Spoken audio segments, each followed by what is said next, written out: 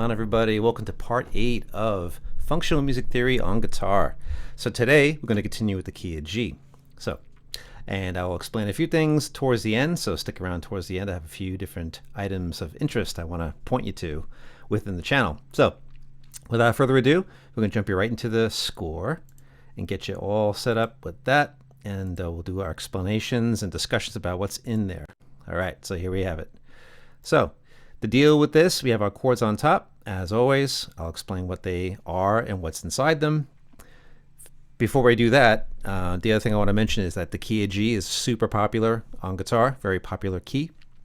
So having said that, let me take you right into the very first chord here, the G chord. So there's a couple of ways you could finger the G chord. As you can see, there's three in terms of the fingering, the ring finger playing the top two strings of your guitar. So typically for me, I play with the pinky, and the reason for that is the fingering of the other chords that are in this particular installment of the series. So keeping the ring finger and pinky in this location will give you good access to most of the chords. All right. The way this chord is spelled out, GBD, is the heart of the G chord. You can see the amount of G's we have here and D's, and there's a singular B. Very popular way of playing the G chord, by the way. So it goes right without saying in terms of the popularity of the key. We have our pinky played on top here on the A minor 7 chord. Most times the E string is open, but this gives you that extra G on top just to kind of maintain some consistency with the other chords. And again, you can take fingers out, add them in, whatever you want to do. There's just one way of playing an A minor 7 chord. All right, so A, C, E, and G are the notes in the A minor 7 chord. We have them all represented here. If you were to leave a note out of the 7th chord, you could take the E out if you want to. There's different options for that. But for now, for the score, for the purposes of getting chords to switch back and forth, we'll keep what we have. G, add 9B is our next chord. Fancy name. I was going for the B minor version of this chord, but I decided to kind of maintain consistency with the ring finger pinky on top, playing the D and the G notes on those strings. And it sounds good. I want to create also a climbing bass note for the chord progression. So we went from a G on the 6th string to the open A string, and then the B note. The B note now on the A string, which is what's after the slash. The B after the slash tells you what's in the base of the chord, the lowest string of the chord, the lowest note of the chord. And it's actually referenced in the score as well as the tablature. It's the lowest note from the bottom up. So we have a B there, G add 9. What that means is a G chord. You have G, B, and D as the notes that are in that chord. The add 9 is an A, so there's actually an A in this chord. That's the add 9 part of this particular chord. Again, the slash and the letter after it tells you what's in the base of the chord, the lowest sound. So there you go, right there. Ring finger pinky still on top. On to C add 9. This is a very popular way of playing a C chord. We're adding in a 9th. So we have C, E, and G as the heart of the C chord. The D is the add 9 part. We're actually adding a note past the octave. Just like in the G add 9 / B chord before this one, same exact thing. Once you go past your octave G, one note past G is A. Past 8, 9 is the next note after the octave. That's where you get the A in that G add 9 / B chord. So fancy terms. The main thing, as I'm saying these things out loud and telling you what's inside the chord, the main thing is the sound. Memorizing the letters comes later, so don't concern yourself too much with trying to memorize all this stuff. The main thing is the sound that we want, but it's nice to know what's inside of the sound you're playing. So there's your C add 9, again popular. If you were to go back and forth between the G and the C add 9, that's a very popular change that you can do. Followed by this chord, D with an A in the bass. So D, F sharp, A spells out a D major chord.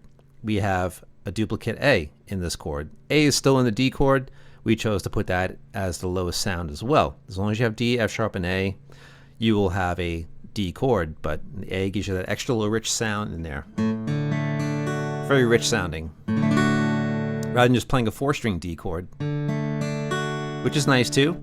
Having that A on the bottom makes it sound a little richer, okay? Gives a little more extra punch. So there's your D / A. E minor 7, we have our ring finger pinky back on top again, and that works out really well if you're doing, the G chord to an E minor 7. There's lots of different changes you can do within this collection. E minor 7 in this voicing, very sort of familiar sounding chord. You get it in songs like Not Comfortably Numb, Wish You Were Here, and also Wonderwall by Oasis. Those are just two songs that spring to mind. Country music uses this chord too. Just think Chris Stapleton, people like that. I mean, go back through the classics of country music, you'll hit this chord at some point, guaranteed. So E minor 7, the spelling is E, G, B, and D. So we have all our notes in this version of the chord. You can see the amount of E's and G's we have, and then just one B and one D note in there. So again, as long as you have E, G, B, and D, you'll have an E minor 7 chord, unless you take out the fifth note of the chord, which in this case is the B. You can delete that note and still have an E minor 7 chord. All right. Again, very popular version of this particular voicing.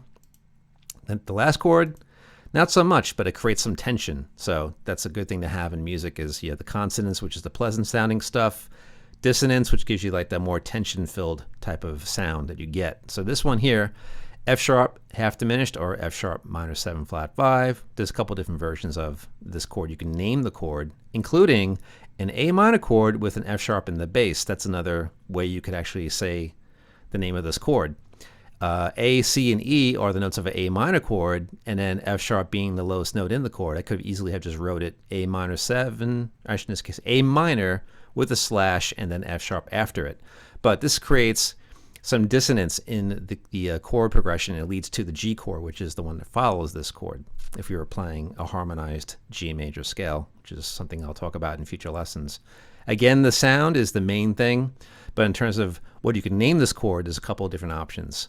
I was going for the F sharp half diminished chord, which is also known as F sharp minor 7 flat 5. Okay, so again, don't worry about trying to memorize these things. It's not hugely important. The main thing is the sound and being able to play the sound comfortably and then switching to other sounds before and after this chord. Okay, that's what you're shooting for. And of course, we want to apply what we're learning into creating songs or recreating songs. Maybe that last chord was the sound you've heard, but you're not sure what it was called or how to play it.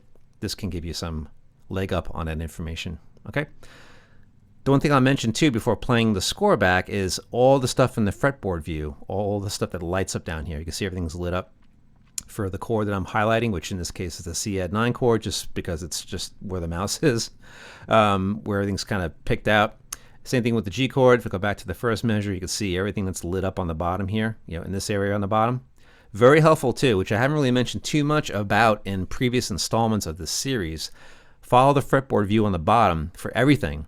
And also, too, when you hear the chords being played back and you want to play through some kind of melodic stuff over the chords as they play through the score, you can actually play through all these different notes on the bottom and you'd be completely in key. Everything is laid out right to the key that this particular installment is in. And this goes true for the other installments, right? So this is the second part of this key. Part 8 is the companion to part 7, where we stay in the key of G. The previous 6 installments were all in C major, but you can do the exact same thing on those particular lessons. Look at the fretboard view on the bottom. All the notes that are there will fit the key that you're playing in. So we have our F sharp note in here, because with a G major scale, if I go to the G string, if I play G, A, B, C, D, E, F sharp, and G, that's a G major scale, okay? So all these notes in here contain those 7 letters specifically, and that fits with what you have here with the chords. Play your single notes. Everything you play will go up nicely against any of the chords you're hearing, okay? And likewise for the E minor scale, which is related to the G major scale. They call it relative minor for, people who are up on this and just need a little refresher. E, F sharp, G, A, B, C, D, E, is the E minor scale, and you could play it on your lowest 6th string, which is the fattest string, or the top string, the thinnest string. You could play E minor scales all up and down, both of those 2 strings, and everything's in the same location. Okay, so if you're trying to get your scale together or scale playing together, great place to look is the fretboard view. Long story long. Okay, so without further ado, after all that explaining, let's hear this thing.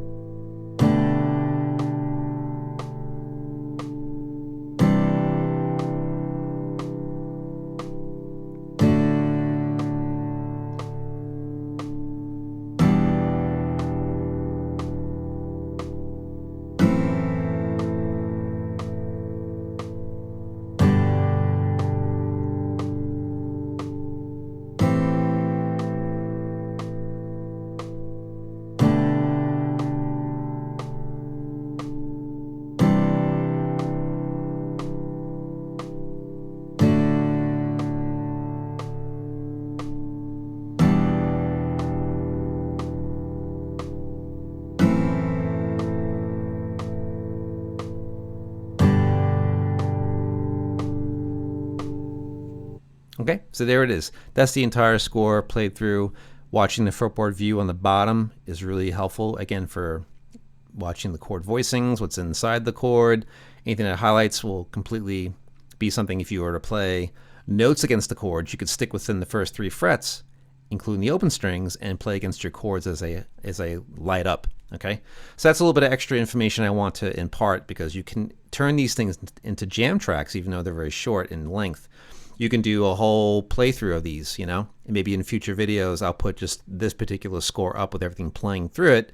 You can watch your fretboard view light up for both chord playing and scale playing, and be able to have a backing track to play against, okay, to create some, you know, melodic interest for yourself, again, to apply the information you're learning into a creative endeavor. So the creative endeavors are the things that we're trying to get to with these types of lessons, okay?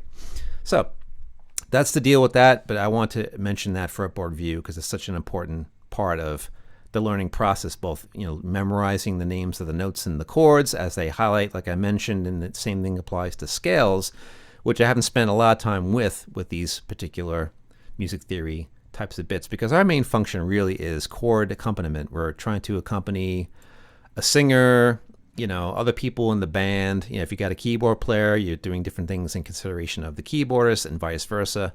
So there's a lot of little things happen later on in terms of both performance and creativity. So the main thing is taking the information you have on top here, which is the chord playing, which is the heart of all songs.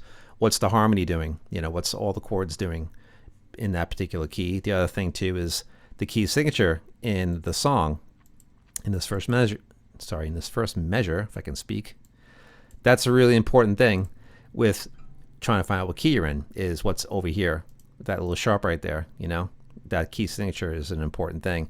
It's G major and also E minor. They both share the same exact notes. Okay, so that's something that we haven't seen before. If you're following the series, it's been mainly C major the whole way until part 7. So that is the scoop, guys. I wanted to just, you know, share that little bit on the bottom there. It's such an important thing, and I didn't want to skip over that because it's something that maybe I haven't talked about in the previous installments. Having that information, you can always go back to part 1 in the series with C major and use that little bit of information to give you a little extra something to play through when you are going through these things. Maybe the chords are together and you're comfortable, but maybe the scale playing, the melodic type of stuff, maybe that's not so much together. So use that for that. So, and that's the scoop. And now that we're at the end of the video, I want to mention that there's a community tab in this channel, which gives you some information. There's chord quizzes in there. There's, you know, mentions about past videos and upcoming videos. And also in the shorts category on the channel, there's tons of music videos in there. You know, name these chords, name that chord, do you know that chord? You know, there's all kinds of stuff in there, like little quiz type bits that you can check out. And some of that information is related to these types of videos that I'm doing right now.